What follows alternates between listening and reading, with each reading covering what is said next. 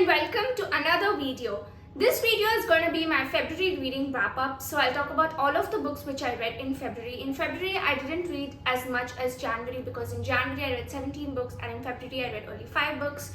But let's get into it. So the first book which I read in February was The Yellow Wallpaper by Charlotte Perkins Gilman. So this book I read on my Kindle and it was a very short book. It was just about 63 pages long, and the book is about a woman who is going through some kind of a mental breakdown after giving birth to her child. So she has postpartum depression and she is constantly telling her husband about how bad her mental health is, but he just doesn't believe her even though he's a physician, and he doesn't take her very seriously.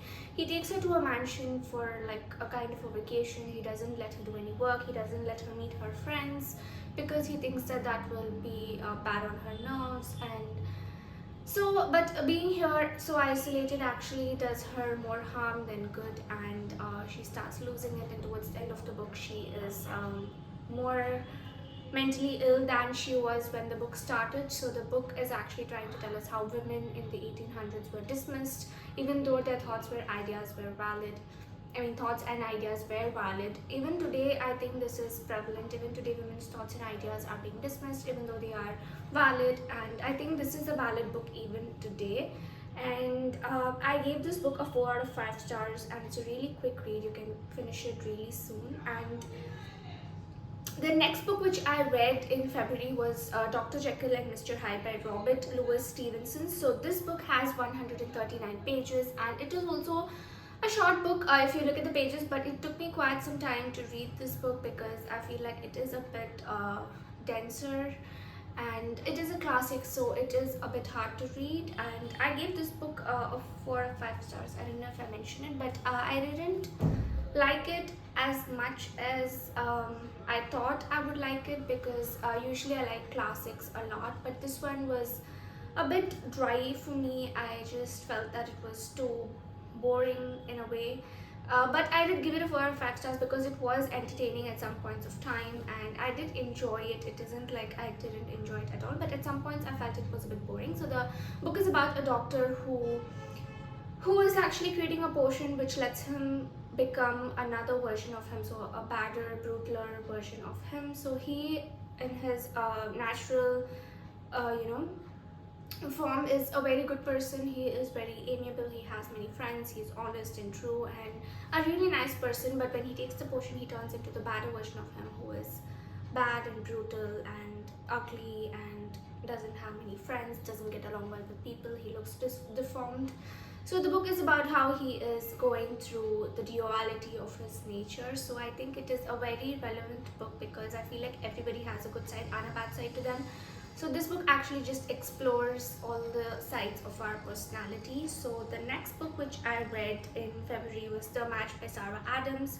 So this book is 284 pages long and I gave it a 4 out of 5 stars. So I read this book in a paperback format and I did enjoy this book actually. It is really good. I actually enjoy Sarah Adams' writing. I feel that it is very wholesome and always makes me feel better after I finish the book because I just like her books. They're just amazing.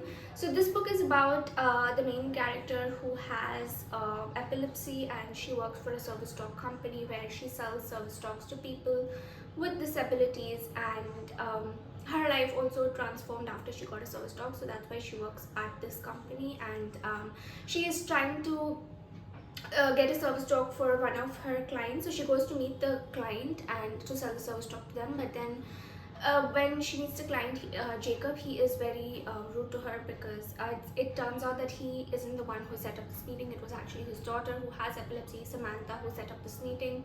And when they come to know that the father, Jacob, he still says no, but then he's attracted to this girl who is selling the service dog, and he is a single dad, so they get along well, and they finally like fall in love, and that's what this book is about. I did enjoy it. And the next book which I read in February was Youth and Truth Unplugged with Sadhguru by Sadhguru. So I gave this book a 5 out of 5 stars because I feel like it gave a lot of wisdom, thoughts and new ideas to me. And it is a 240 page long book, and I read this book also in a paperback format, and I do recommend reading it in a paperback format because then you can go back and easily, go back to another chapter and look at the thoughts, because you will want to go back to this book because it has a lot of wisdom and thoughts and ideas. So the book is basically about when Sadhguru went to various colleges in India and abroad, and he was asked several questions by students and other people who attended the event, and he answered all those questions, and those questions and answers are what this book is made of.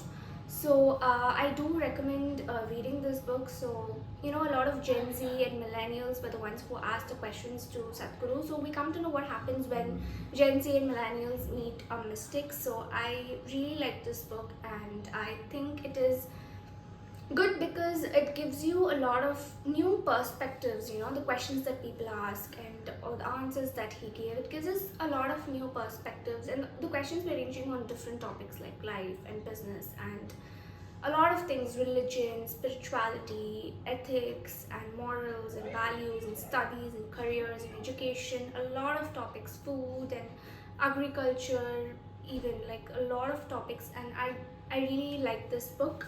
So the next and last book which I read in February was Twisted Hate by Huang. So I gave this book a 4 out of 5 stars, and this is the third book in the Twisted series by Huang, after the Twisted Love, which was the first book, and the Twisted Games, which was the second book. And I didn't enjoy this book as much as I enjoyed Twisted Love and Twisted Games. I was really excited for this book after I read Twisted Games because I really liked Twisted Games a lot. It was an amazing book, but Twisted Hate, I didn't like it that much, and I'm very sad about that. I liked the ending and I did like some parts in the middle, but sometimes I was like really bored because I just couldn't buy it. The author couldn't sell it to me. Like, I couldn't understand how two people who hate each other so much are like falling for each other. Like, I have read books like that before, in which two main characters, they hate each other but then they fall in love. I have read that, and that was more convincing. Like, in other books I felt it was convincing, but in this book I wasn't convinced.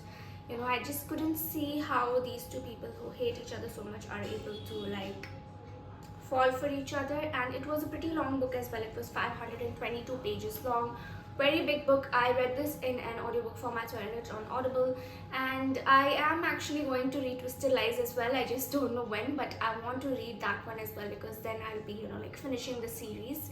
So that was my February reading wrap up. I read 5 books in February, and let me know in the comments how many books did you read in February and which was your favorite book amongst those.